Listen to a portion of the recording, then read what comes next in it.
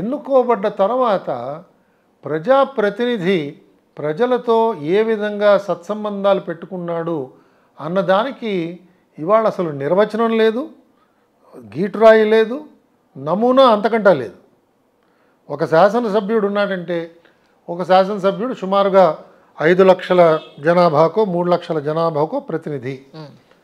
ఎన్నుకోబడ్డ తర్వాత ఈ శాసనసభ్యుడు ఆ ప్రజలతో ఏ విధమైన సంబంధం పెట్టుకుంటున్నాడు, ఎలా పెట్టుకుంటున్నాడు, అది ఏమన్నా దానికి ఒక రూపకల్పన ఉన్నదా, కొలమానం ఏమన్నా ఉన్నదా? ఏమీ లేదమ్మా. అతనికి అవసరం ఉంటే కలుస్తాడు, అవకాశం ఉంటే కలుస్తాడు, లేకపోతే లేదు. అతను కొన్ని కుల సంఘాలను దగ్గర చేర్చుకోవచ్చు, తప్పు లేదు. అతను కొన్ని యువజన సంఘాలను దగ్గర చేర్చుకోవచ్చు, తప్పు లేదు. లేదా కొంతమందిని పూర్తిగా కొంతమందిని అసలు వీళ్ళు నాకు ఓటు వేయలేదు. ఎందుకంటే మన ప్రజాస్వామ్యంలో ఇంకొక పెద్ద లోటు ఏమిటంటే వాళ్ళకి బూత్ వారీగా ఎన్ని ఓట్లు పడ్డాయో చాలా చక్కగా వివరాలన్నీ మనం ఇచ్చేస్తాం వాళ్ళకి.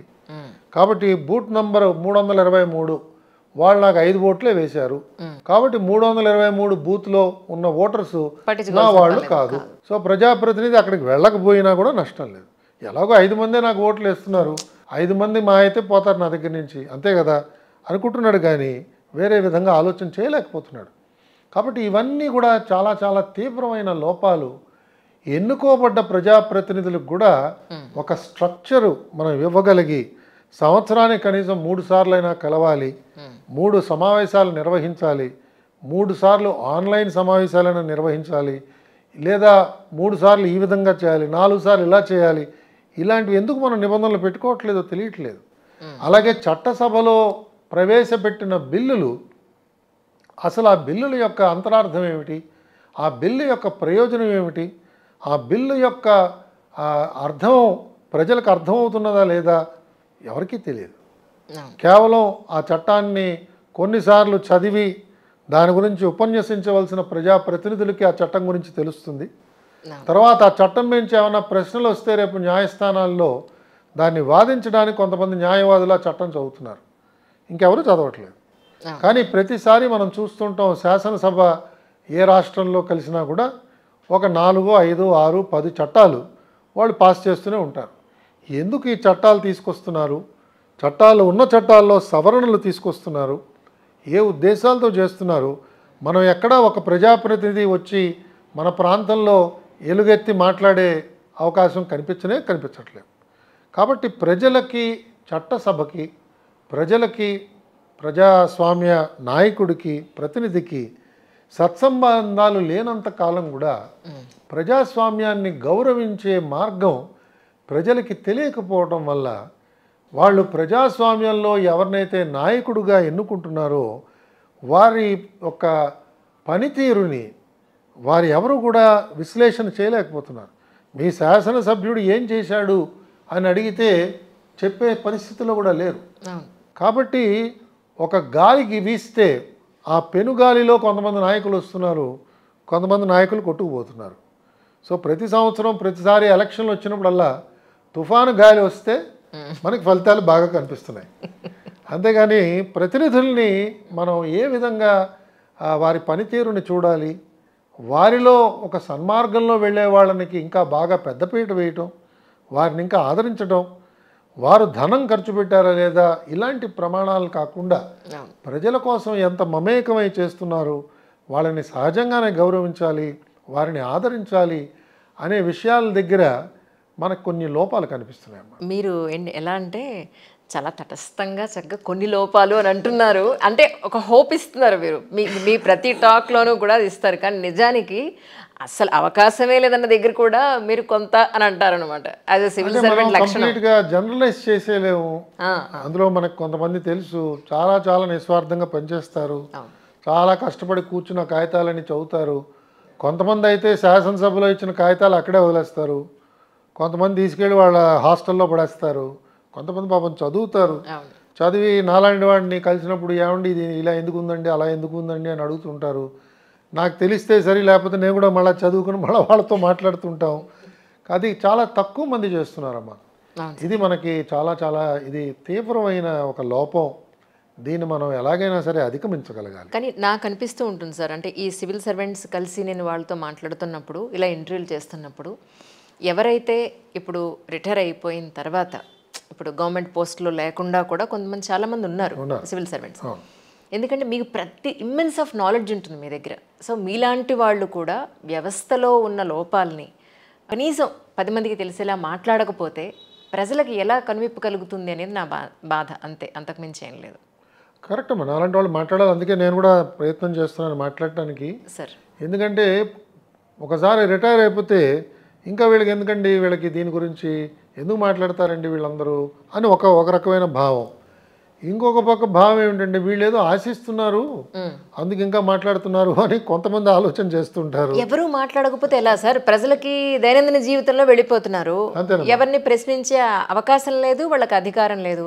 ఒకవేళ అడిగినా కనీసం ఇన్ఫర్మేషన్ ఇచ్చే దిక్కు దివాణం లేదు.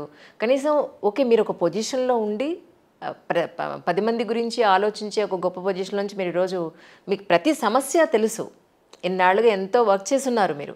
సో మీలాంటి వాళ్ళు ఖచ్చితంగా మాట్లాడాలనేది నా ఉద్దేశం. తప్పకుండా తప్పకుండా. సార్ ఇప్పుడు ఏపీలో గవర్నమెంట్ మారింది, గవర్నమెంట్ మారిన వెంటనే భయంకరమైన ఫ్లడ్స్. ఇప్పుడు మీరు యాజ్ ఎ సివిల్ సర్వెంట్గా మీరు ఏమనుకున్నారు సార్? ప్రస్తుతం ఏపీ పరిస్థితి అంటే ఏం చెప్తారు? చాలా చాలా కఠినమైన పరిస్థితులను ఎదుర్కొంటుందమ్మా ప్రభుత్వం. ఒకటి వనరులు, 2 పోగొట్టుకున్న అవకాశాలు. అవును, అనేక అవకాశాలు పోగొట్టుకున్నాం మనం ఈ గత 5 సంవత్సరాల్లో. పెట్టుబడి పెట్టడానికి కావచ్చు, పరిపాలన అభివృద్ధి చేసుకోవడం కావచ్చు. ఈ 5 సంవత్సరాల్లో అనేక రాష్ట్రాలు మనకంటే ముందు వెళ్ళిపోయినాయి. అవును, వాళ్ళు ఇంకా చక్కగా వనరుల్ని వాళ్ళు బాగా పెంపొందించుకోగలిగారు, మనం చేసుకోలేకపోయాం. తర్వాత 3 సమాజంలో ఉన్న అపనమ్మకం, అశాంతి, ఎవరి మీద నమ్మకం కలగట్లేదు. అవును, ఎందుకంటే అంత భారీగా ప్రజలందరూ ఓటు వేసిన తర్వాత కూడా ఒక ప్రభుత్వం ఆ విధంగా పనిచేస్తుందా అన్నది వాళ్ళ తెలుసుకుని కొంతమంది వాళ్ళు నిశ్చేష్టులైపోతున్నారు. ఒకవేళ ఆ ప్రభుత్వం యొక్క పనితీరుని ఎవరైనా కొంత విమర్శాత్మకంగా మాట్లాడితే బహుశా వీళ్ళందరూ తెలుగుదేశం వాళ్ళేమో అనే ధోరణిలో చూస్తున్నారు. అంటే మాట్లాడే వాళ్ళందరికీ ఏదో ఒక పార్టీతో సంబంధం ఉంది, తప్పకుండా వాళ్ళు ఒక పార్టీలో సభ్యులే అనే భావంలోకి మనం వెళ్ళిపోతున్నాం. కానీ నిష్పక్షపాతంగా మాట్లాడే వాళ్ళు సమాజంలో ఉంటారు, సమాజంలో అలాంటి వాళ్ళు కావాలి అనే ఒక పరిస్థితి కూడా ఇవాళ మనకు కనిపించట్లేదు. పార్టీలకు అతీతంగా, వ్యక్తులకు అతీతంగా సమస్యల మీద, సమస్యల గురించి, సమస్యల కోసం మాట్లాడాల్సిన అవసరం ఖచ్చితంగా ఉంది సార్ ఈ రోజున. చాలా అవసరం అమ్మా. ఎందుకంటే ఒక పార్టీని నమ్మేవాళ్ళు కూడా చాలాసార్లు వాళ్ళు అన్ని లోతుల్లోకి వెళ్ళరు. నేను చూస్తున్నాను ఇవాళ చాలామంది నాకు పూర్వ వైఎస్ఆర్సీపీ వాళ్ళు కావచ్చు, ఇంకా వైఎస్ఆర్సీపీలో ఉన్నవాళ్ళు కూడా కావచ్చు, వాళ్ళు వచ్చి నా దగ్గరికి వాపోతుంటారు. సార్ ఇంత నిజంగా మీరు ఈ విషయాలని చెప్తున్నప్పుడు మరి ఎందుకండి మా ప్రభుత్వం అలా చేయలేకపోయింది అని అడుగుతారు. ఎందుకండి మా ప్రభుత్వం ఇలాంటి తప్పిదాలు చేసింది అంటారు.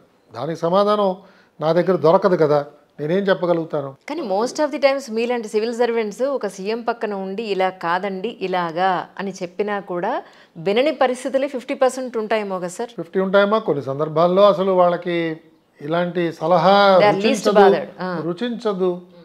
వాళ్ళు పూర్వంలోనే ఆలోచన చేసుకుని ఇలా చేయాలి, ఇలా బలానా వాడికి పదవి ఇవ్వాలి, బలానా వాడికి ఈ పోస్టింగ్ ఇవ్వాలి, బలానా వాడిని నేను ఎలాగైనా సరే శిక్షించాలి. మనం అతని గురించి అంత బాగా చెప్పినా కూడా లేదండి నాకు తెలుసు అతను పనితీరు ఇలాగే ఉంటుంది, అతను బలానా కులస్థుడు లేదా బలానా బంధుత్వం ఉంది.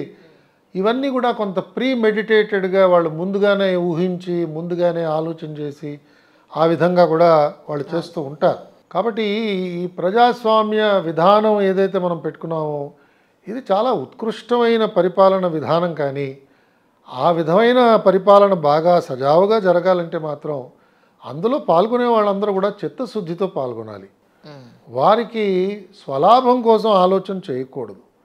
ఇవాళ నిర్ణయాలు తీసుకుంటున్న నాయకులు, మంత్రులు, అధికారులు, అమలు చేసే అధికారులు, అమలు చేసే పరిస్థితిలో ఉన్న ప్రజాప్రతినిధులు, ప్రతివాడు కూడా నాకేం వస్తుంది, నాకేం మిగులుతుంది అనే ఆలోచనతో చూస్తున్నప్పుడు పరిస్థితి అగమ్య గోచరంగా అయిపోతుంది. ఇవాళ నా ఉద్దేశంలో ఆంధ్రప్రదేశ్ ప్రభుత్వంలో అలాంటి పరిస్థితులు కనిపిస్తున్నాయి. నాకేం వస్తుంది, నాకేం మిగులుతుంది అనే ధోరణిలో అందరూ చూస్తున్నారు. ఆ వాసనలు తీయడానికి ఇంకొంచెం సమయం పట్టేటట్టుగా ఉంది.